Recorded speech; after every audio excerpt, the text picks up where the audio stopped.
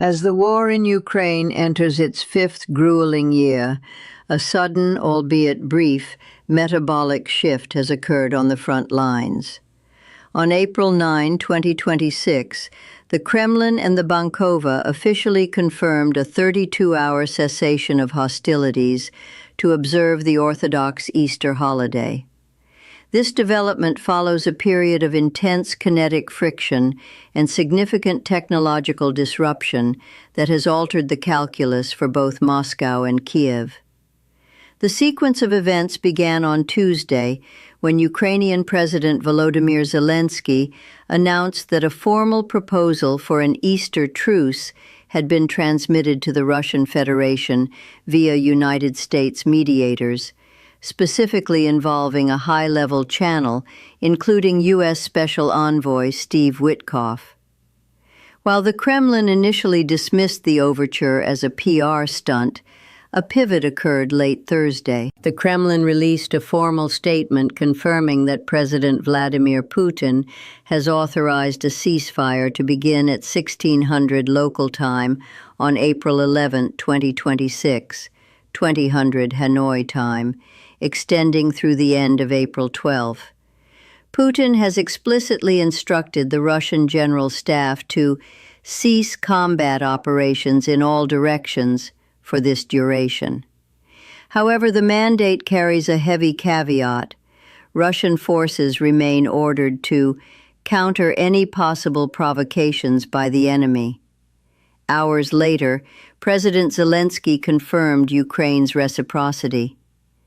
"We have proposed a ceasefire for this year's Easter holiday and will act accordingly," Zelensky stated, adding, "People need an Easter free from threats and real progress toward peace." Despite the humanitarian rhetoric, the underlying reality is one of exhausted formations seeking a temporary respite. The ceasefire comes at a moment of operational flux. Data from the Institute for the Study of War, ISW, indicates that while Russia currently controls approximately 19% of Ukrainian territory, a figure largely stagnant since late 2024, the momentum has shifted in the southeast. Throughout the winter of 2025 and the spring of 2026, Ukrainian forces launched a series of high-intensity counterattacks in the Zaporizhia and Dnipropetrovsk sectors, successfully pushing Russian units back 10 to 15 kilometers in key tactical areas.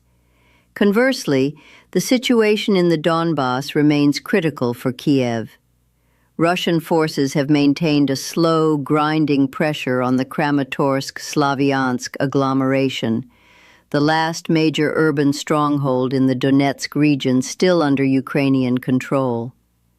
The Kremlin has demanded the total withdrawal of Ukrainian troops from these two strategic cities as a non-negotiable precondition for any long-term peace settlement, a demand Zelensky has repeatedly branded as insane. Perhaps the most significant factual development leading to this pause is the digital choke point currently strangling Russian command and control, C2. In February 2026, following a direct agreement between the Ukrainian Ministry of Defense and SpaceX, Elon Musk's company flipped the switch, deactivating thousands of unauthorized Starlink terminals used by Russian frontline units. These terminals, smuggled through third-party intermediaries in Central Asia, had become the backbone of Russian drone coordination and real-time tactical communication.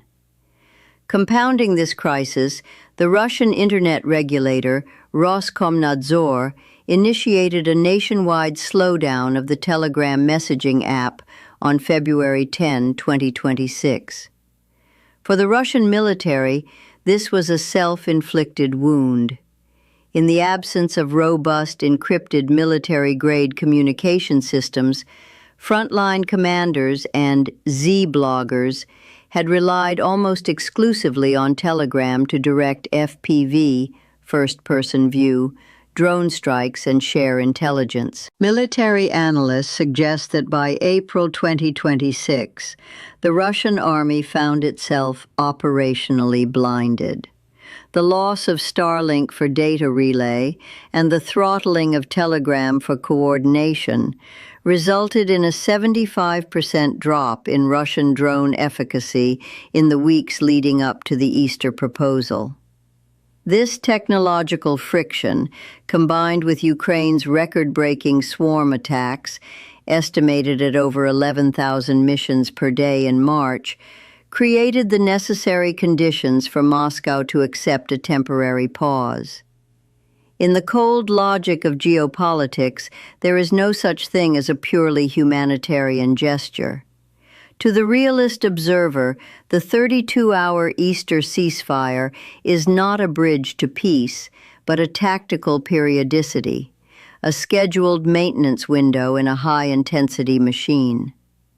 To understand why this pause is happening now, we must look behind the curtain of the Orthodox Brotherhood narrative and examine the structural necessities of both regimes.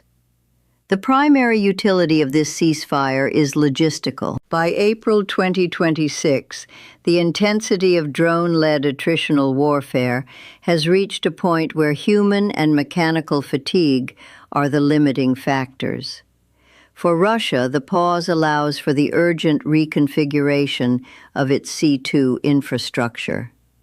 Deprived of Telegram and Starlink, Russian signals units are frantically attempting to deploy domestic alternatives like the MAX messaging app and fiber optic relay systems.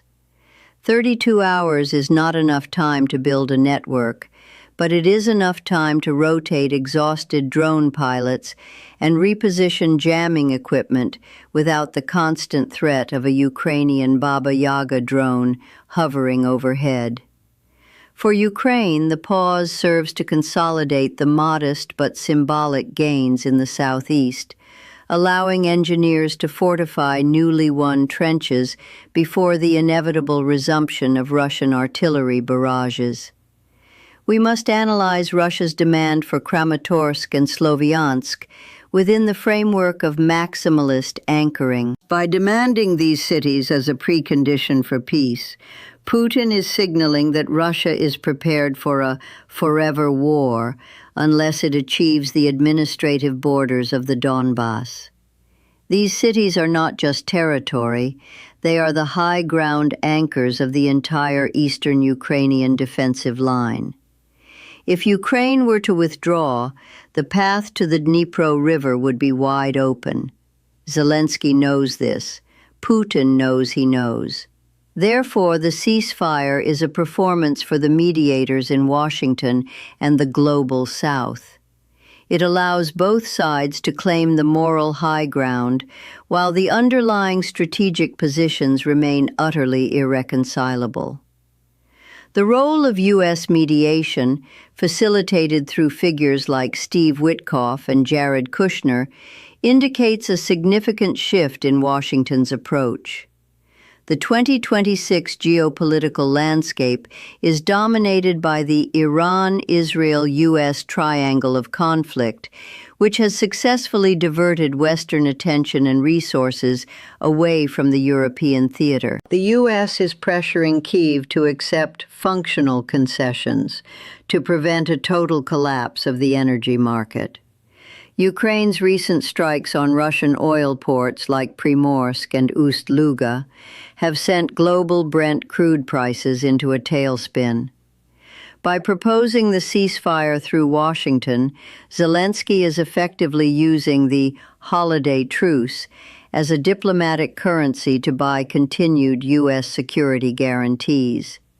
He is trading 32 hours of silence for another 15 years of promised defense commitments. The most profound strategic inference to be drawn from the current situation is the end of the gray zone technological advantage.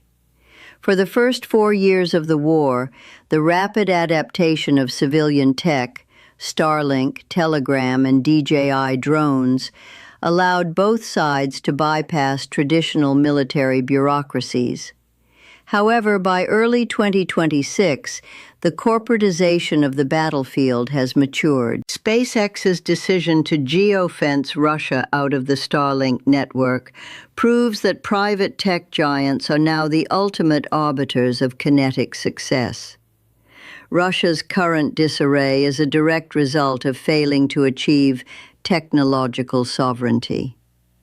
They are learning the hard way that a superpower cannot fight a high-tech war on a borrowed signal.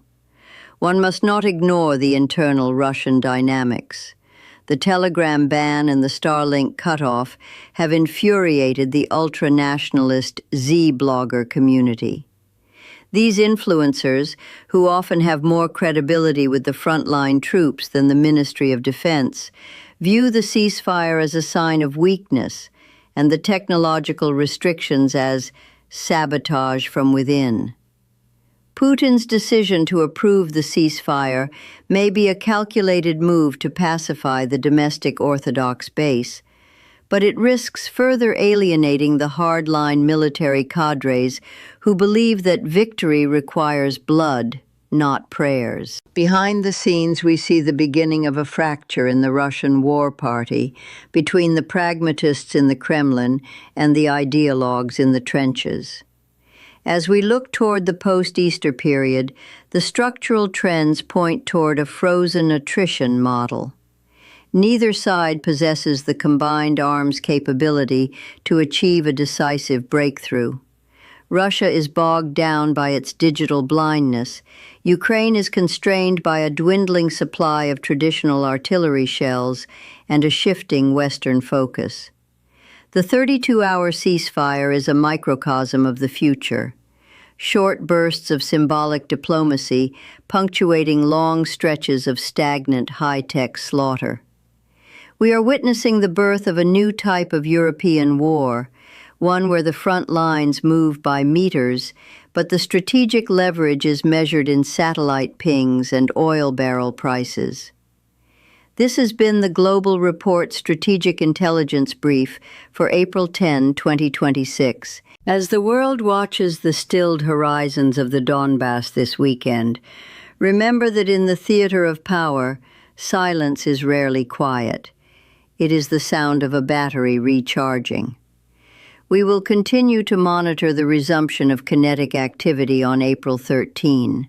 For now, the Easter breath holds.